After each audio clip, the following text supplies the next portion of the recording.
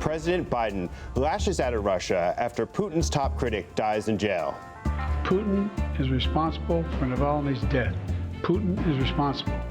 And calls on House Republicans to pass critical funding for Ukraine.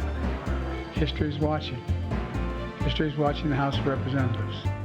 The failure to support Ukraine at this critical moment will never be forgotten. All of this comes days after former President Donald Trump's criticism of NATO sparks panic in Europe. Next. This is Washington Week with The Atlantic. Corporate funding provided by Consumer Cellular. Additional funding is provided by Ku and Patricia Ewan through the Ewan Foundation, committed to bridging cultural differences in our communities. Sandra and Carl DeLay Magnuson, Rose Herschel and Andy Shreves, Robert and Susan Rosenbaum, the Corporation for Public Broadcasting, and by contributions to your PBS station from viewers like you. Thank you. Good evening and welcome to Washington Week. I'm Frank Foer, in tonight for Jeffrey Goldberg. The death of outspoken Putin critic and opposition leader Alexei Navalny arrives at a pivotal moment. World leaders are meeting at the Munich Security Conference to discuss, among other things, the war in Ukraine. For the first time in over a year, Kyiv is poised to lose ground to Russia, and crucial funding for its military campaign is stalled in Congress. We have a lot to get to tonight, including former President Donald Trump's back-to-back legal blows. Joining me tonight are Laura Barrón-López, the White House correspondent for PBS NewsHour. Carl Hulse is the chief Washington correspondent for the New York Times. Perry Stein is a Justice Department reporter and the co-author of the Trump Trials newsletter at the Washington Post. And Nancy Youssef is a national security correspondent with the Wall Street Journal. Hello, my eminences. Hello. Only yesterday, Alexei Navalny was standing trial. Yeah. He was gaunt, but still alive. Today, at age 47, he's reportedly dead. I just want to pause for a small, and I'm sure, in the scheme of things, inconsequential moment just to remember Alexei Navalny. Nancy, how will history think of this man? Well, he was the most popular opposition leader in Russia, and both when he was out of prison and in prison, he really symbolized a different future for Russia. And he did it through defiance. And I thought The Economist described it beautifully, that he pointed out time and time again that Putin was basically two things. He ran on fear and greed. And Navalny creatively and innovatively pointed that out through YouTube videos showing his fancy houses, through his own course of action and his willingness to come back, knowing that this was a possible outcome for him. And so we started to see today in the streets of Moscow, as people were putting flowers in their own silent protests at monuments that were there for wrongly imprisoned, that he continued to symbolize a potential different future for Russia. If you believed in Navalny, you might not have as much hope and feel that was lost. But long term, he has the potential to keep that message going for future opposition leaders. Yeah, do you think there's any chance that, Putin, of course, stands poised for re-election. Is there any way in which there could be some sort of ripple effect from this that resounds through Russian politics? So I think short term, probably not. The elections are on March 17th. The concern is that other dissidents are killed in prison now or die in prison because of what happened to Navalny. What I'm curious about is if there are opposition leaders that we don't quite know about or who are emerging out of the war in Ukraine who might use this as a stepping stone to sort of creating their own generation of leadership. And Laura, how is this going to resonate in American foreign policy? President Biden today talked about responses, but he was pretty unclear about what those responses would be, just given how we're already sanctioning Russia. And so where does this go? What are the ripple effects in American policy? Yeah, I spoke to a veteran U.S. diplomat who said that there's not much more that President Biden can do sanction-wise that would really be felt by Russia, but that clearly the president is trying to create this contrast with Republicans and with his opponent in the election, former President Donald Trump. I mean, right now he's trying to say that this moment, Navalny's death, this tragedy shows the stakes, which is that at this time, the U.S. needs to really be behind Ukraine, needs to be getting that aid through Congress. And he pinpointed it on Republicans, saying, I can't believe that you left at this moment for 2 weeks when we need to get this aid through. And in terms of like any type of plan B for Ukraine, I mean, right now, there isn't really a plan B in terms of being able to get the type of resources that the U.S. has been sending to them in terms of weapons and at the scale that we have. And that's why the president really wants to see that money go through Congress. Well, of course, this arrives in a great deal of context and other things that have happened, including President Donald Trump's remarks last week, where he was talking about NATO and essentially giving permission for Russia to move westward. I want to listen to those remarks and to President Biden's response to them. One of the presidents of a big country stood up and said, well, sir, if we don't pay and we're attacked by Russia, will you protect us? I said, you didn't pay? You're delinquent? He said, yes, let's say that happened. No, I would not protect you. In fact, I would encourage them to do whatever the hell they want. You got to pay. You got to pay your bills. Can you imagine a former president of the United States saying that? The whole world heard it. The worst thing is he means it. No other president in our history has ever bowed down to a Russian dictator. For God's sake, it's dumb, it's shameful, it's dangerous, it's un-American. A lot of Europeans are extremely terrified about this election. I think some of them are even more frightened than most Americans are about the consequences of this election. Are they right to be? Are they right to be worried that the collective security architecture that emerged in the post-Cold War is about to crumble before our eyes? I think that they are. I mean, the veteran U.S. diplomat I spoke to, a former ambassador to NATO I spoke to, both of them say that, yeah, that European allies should be looking for plan Bs, that Europeans should start building up their own defense security in a way that we haven't seen since World War II, because there's no guarantee that if former President Donald Trump is reelected, that the U.S. will be there in the way that we have in the past. And this former NATO ambassador that I spoke to said that after Trump made those comments, his phone was blinking red. He was getting all of these emails from, former counterparts that he had overseas, and they're really frightened because they're now considering the unthinkable, which is that the U.S. will no longer be this leading actor in the European security order.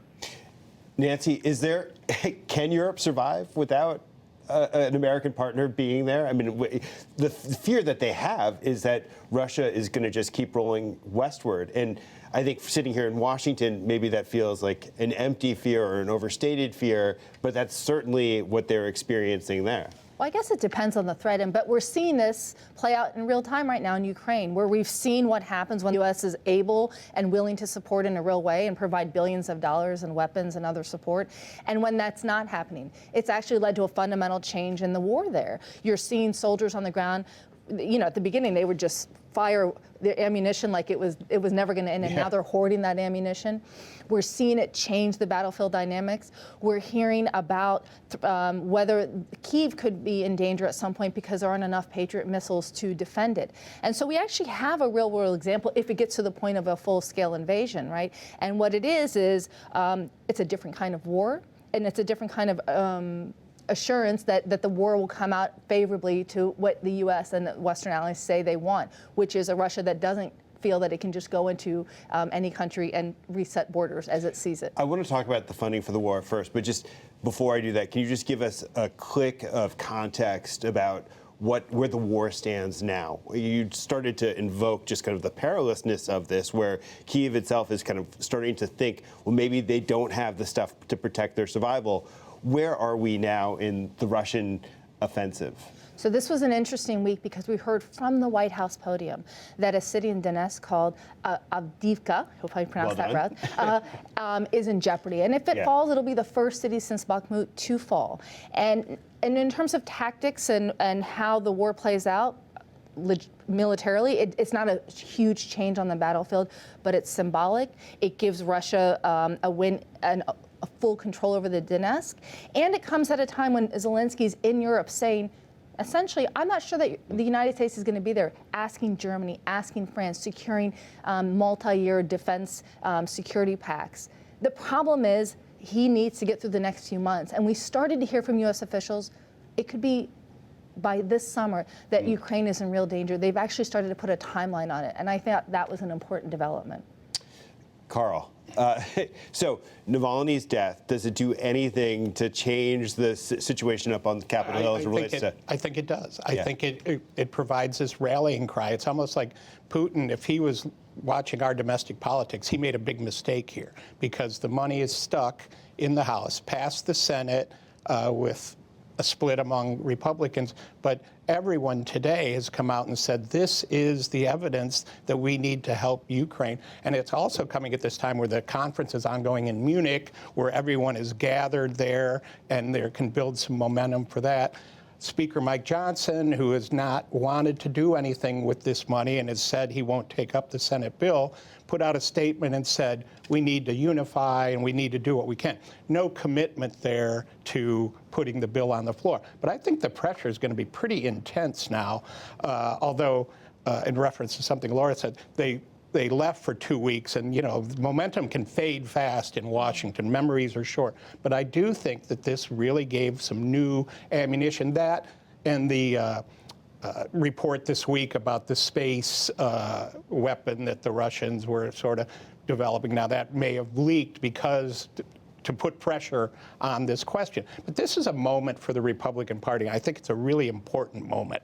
They have an actual divide, and it's one of the deepest public divides I've seen in my time here between I would call it the McConnell wing, sort of the Senate, who are Reaganite Republicans and, very strong supporters of NATO, so strong that they put into law that the president couldn't unilaterally withdraw from NATO, defending against a future Trump presidency. And this wing that's more prevalent in the House, but also in the Senate, that wants nothing to do with this kind of intervention. And it's such a dramatic departure from what we're sort of used to with the Republicans. So they need to resolve that divide. I can't say for sure that the money is going to be approved, but I do think there's real pressure on now. Yeah. Well, just color me a little bit pessimistic here, because I think all along everybody's had the sense that this is going to happen, that the stakes were too high, enough futzing around. So how do we get from here to there? What's the scenario by which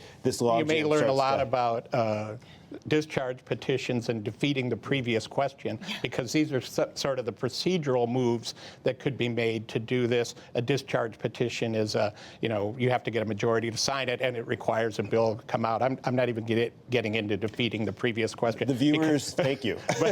but so there's been Republicans who have said if Mike Johnson puts this bill on the floor, they will move to McCarthy him, for a better word, to motion to vacate. So some of this could happen without his fingerprints, and maybe it moves that way. There's a bipartisan group that's coming up with a smaller bill that would have less money for Ukraine, take out some of the humanitarian aid that is sort of an issue. I think there's going to be a lot of maneuvering around this. And all right, just to dwell on this a little bit further. Okay. So what does Mike Johnson actually want in his heart of hearts, if you could tell? And if he goes forward with this, you invoke the specter of Kevin McCarthy, does it mean that he's done for if he allows this to happen? I think that his statement today, Mike Johnson is kind of changing by the minute on every issue, so it's kind of hard to pin him down. I think his statement today, he seemed, rally against Putin without this commitment. I think that he can be convinced to allow something to happen. I personally don't think the Republicans can afford another motion to vacate. Their majority is very tenuous. They lost a seat this week. The Democrats are right there. There actually is no majority in some ways in the House. There's no working majority, which is Mike Johnson's problem. So, I've honestly been with you through much of this saying, I don't know that this money is going to go. I do think something like this can provide the impetus and maybe move some people to say, you know what? All these arguments that we're looking at pre-World War II situation in Europe, maybe they're right, and that we need to step in. So we'll see, though. It's got a ways to go. just President Biden, as you said, was trying to connect this to the presidential campaign pretty clearly and pretty legitimately.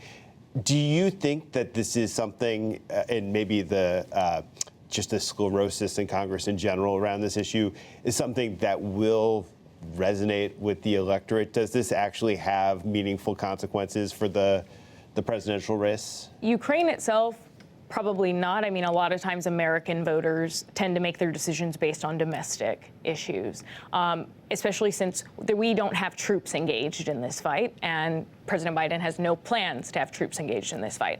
But on the border, the fact that there was a lot of fighting amongst Republicans and that they first said that they wanted this border deal, then they said, never mind, we don't want it. Then they said they wanted it again. I mean, they went all over the place. And we saw that in the special election this week in New York 3rd, that the Democrat won. He was an incumbent, yes, but he made this argument around immigration and really hammered Republicans for the fact that they weren't willing to pass anything and they weren't willing to work with Democrats.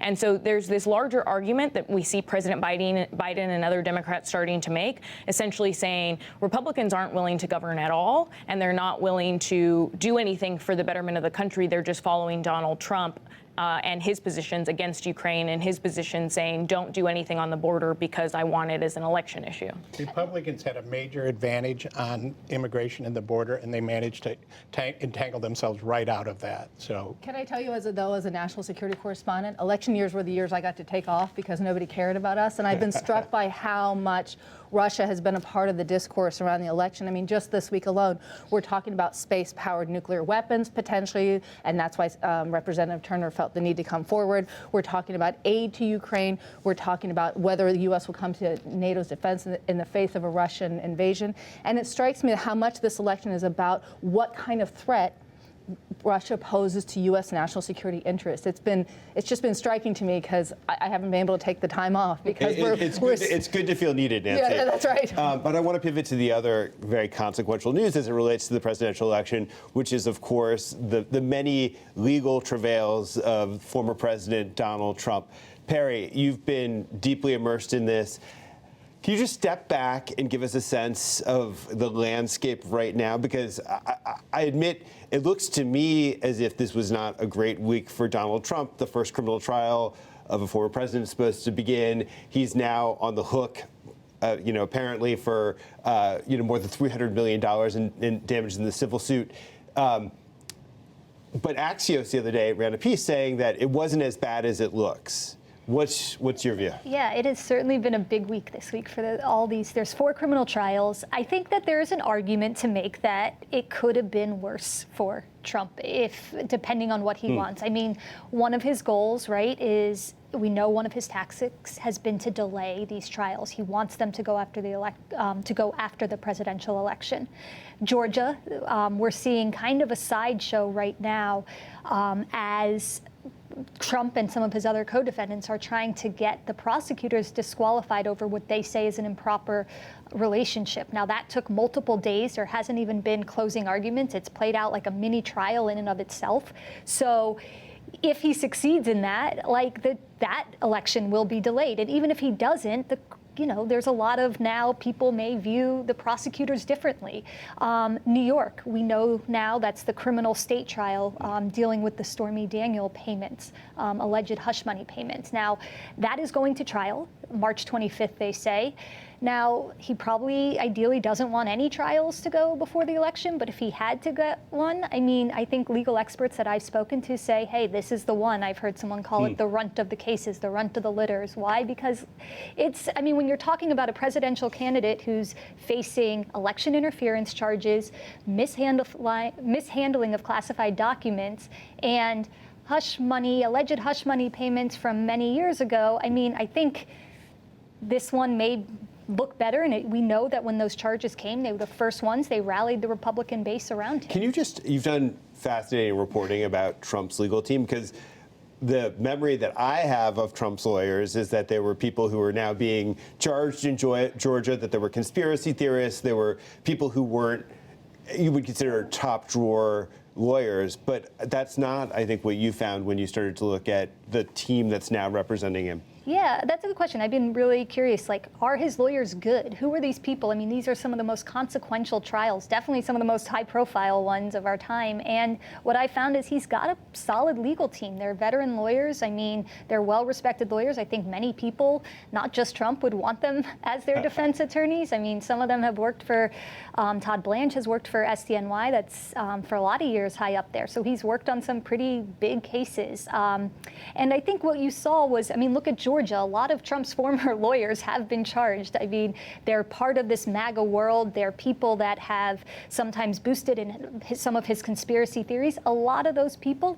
there's still some, have been weeded out and kind of shoot off center stage. So what you're having now is, I mean, I think he has a solid legal team. So just give a sense of the broad legal strategy that he's pursuing. I mean, you've mentioned delay is one of the primary tactics. And how does that strategy, the legal strategy, correlate to the political strategy? Are they working symbiotically, or is there any way in which they're at cross purposes? Yeah, I mean, I think that, look, delaying is a strategy a lot of defendants use. That's not just Trump, but he seems to use that a lot. But you do, I mean, as part of my reporting, I learned, I mean, the lawyers do talk with the campaign, not in a, like, necessarily sinister way, but in a way that's like, okay, he has all these gag orders. Are his social media posts going to violate the gag orders? Do the lawyers need to do that? But also read over those, but also to, see if his legal strategy is lining up with what he's saying on the campaign. For instance, you hear him say all the time, like, I am kind of a victim here. The Justice Department, the establishment wants to go after me.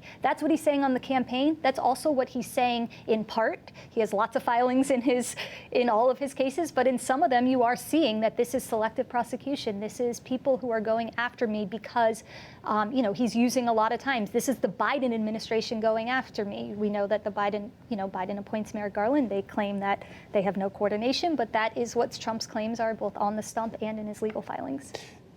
Carl, I just want to step back for a moment. So it's the first, we have a trial date set. It's going to be the first time a former president is tried in a criminal proceeding, and it's going to happen simultaneously to a presidential campaign trail. Just pause to reflect on this moment, because it's so unlike anything that we've seen in American history. I mean, nothing like this, obviously, and we don't know what it's going to lead to. Now, so far, we haven't seen any decrease in his political strength with his people, right? The people who are on board with Trump are on board all the way through this because they believe he's a victim of a selective prosecution.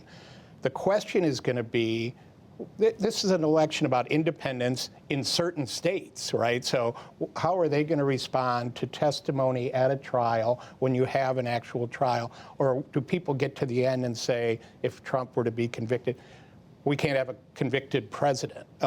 So I think this really has to play out. But I will say, I don't think the people who are the hardcore Trump, that part of the Republican Party, they're not going anywhere with Trump. This actually motivates them. But I think because the election's going to be cited somewhere else, we have to see how that goes.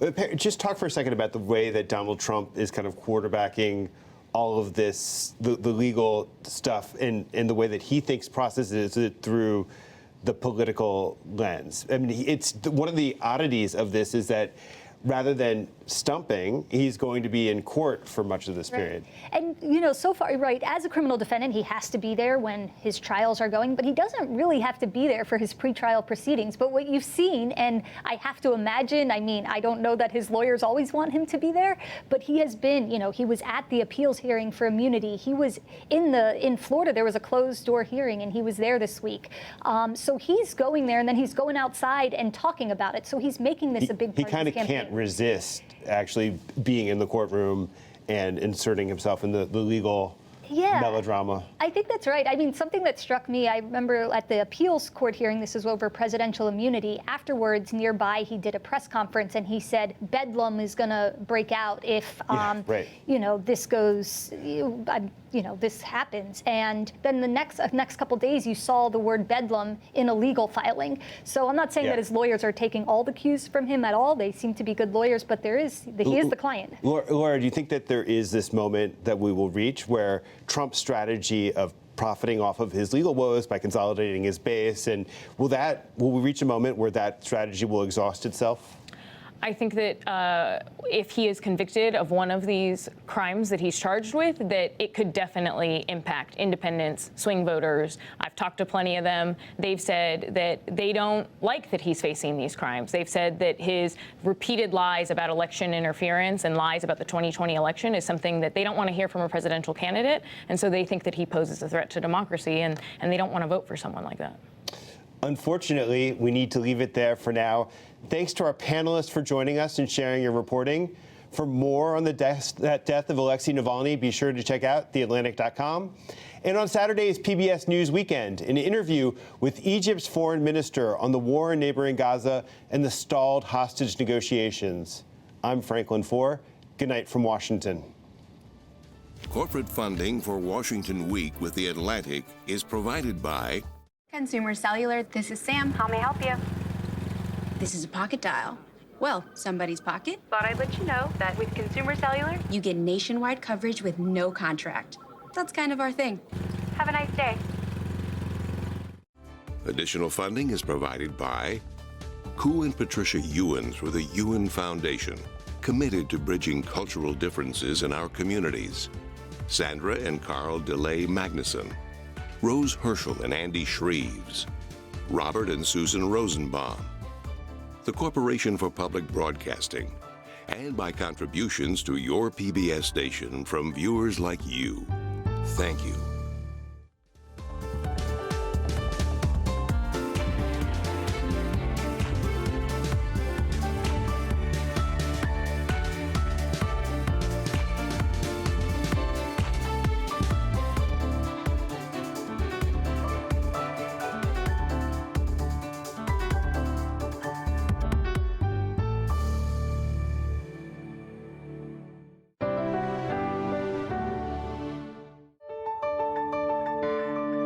You're watching PBS.